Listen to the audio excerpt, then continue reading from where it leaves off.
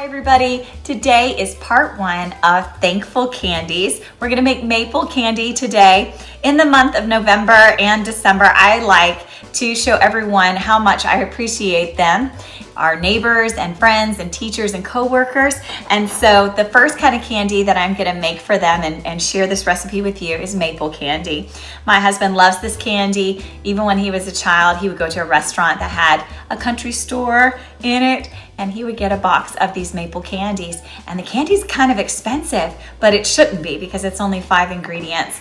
So I'm gonna show you how to do it, and everything that I've seen online and in cookbooks make this recipe so complicated that for the first few times that I attempted it, I usually failed.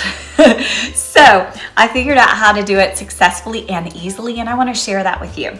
Now we need 1 cup of granulated sugar in a medium-sized pot. We need 2/3 a cup of heavy cream, and a 1/2 cup of pure maple syrup. Not just any syrup will do, you need it pure. And just a 1/4 teaspoon of salt. Now, to the side, I've got 2 tablespoons of unsalted butter that I have just cubed, and I've got it here so I can get to room temperature as I cook my sugar mixture. So we've got our thermometer in it and have it high enough up that it's just barely inside of the liquid, so you're not getting the temperature of the pot as opposed to the cream. So we're gonna put this on our stovetop and we're gonna cook it till 234. So we'll start off at medium high, and when it starts to boil, because it can boil over very quickly, we're gonna turn it to medium, and we're gonna stand there and we're gonna watch that pot. So at first you'll stir until it starts to boil, and then leave it alone, let it do its job, and come up to the soft boil stage at 234, and then I'll show you what to do after that. So my mixture has reached 234, the softball stage, and you immediately take it off the heat.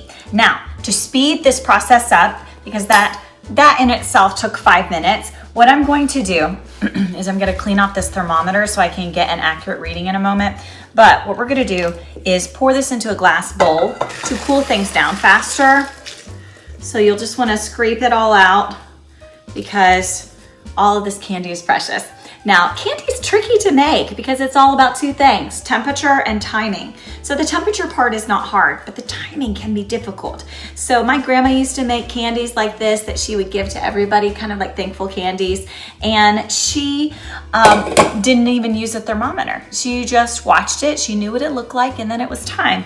So there's something for repetition and lots of practice when you make candy. So what I'm gonna do now is, now that I've cleaned off the tip of it, I'm gonna put my thermometer back in so it will tell me the accurate temperature of this liquid.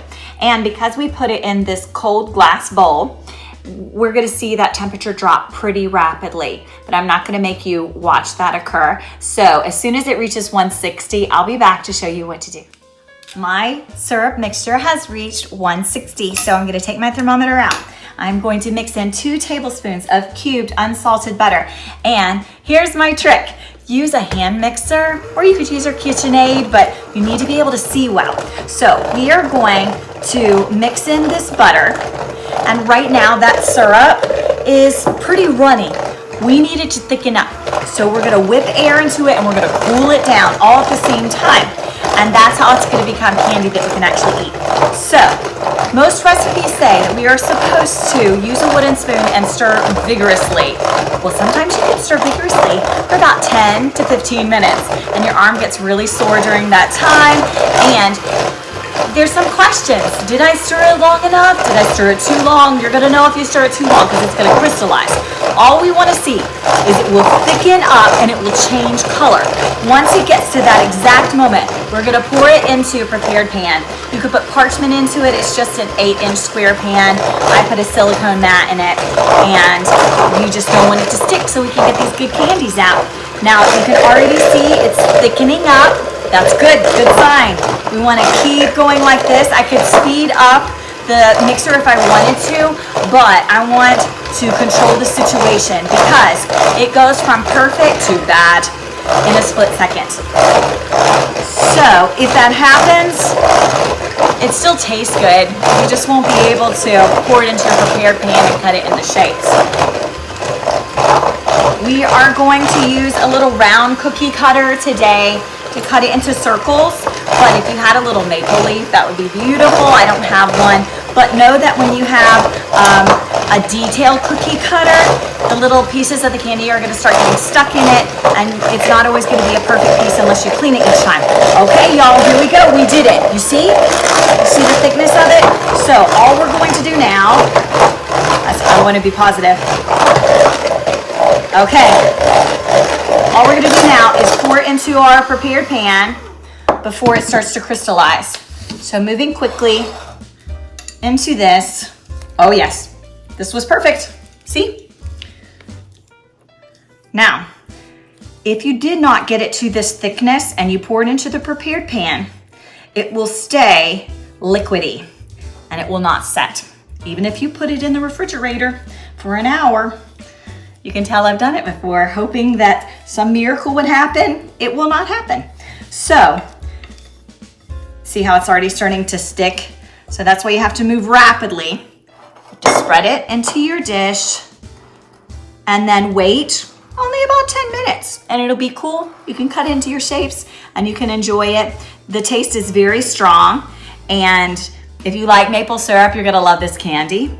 So I hope that you will try this, and I'll show you what it looks when it cools down, and we'll use our cookie cutter to cut it into pieces. But if you didn't want to do that, you could just use a knife and cut it into squares and it will be perfect and beautiful. I'm just trying to get it completely even here.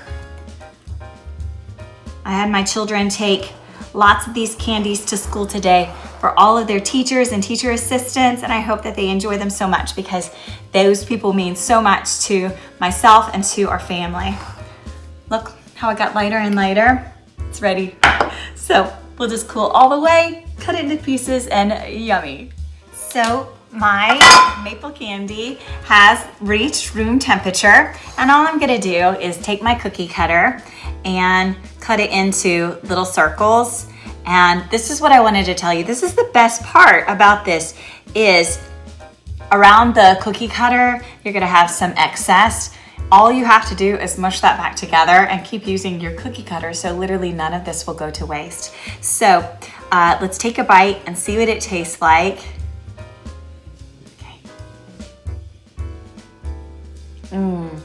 It's so creamy and sweet and the perfect bite. So I hope you'll try this maple candy and bag some up and give to your loved ones and coworkers and teachers. Thanks for watching.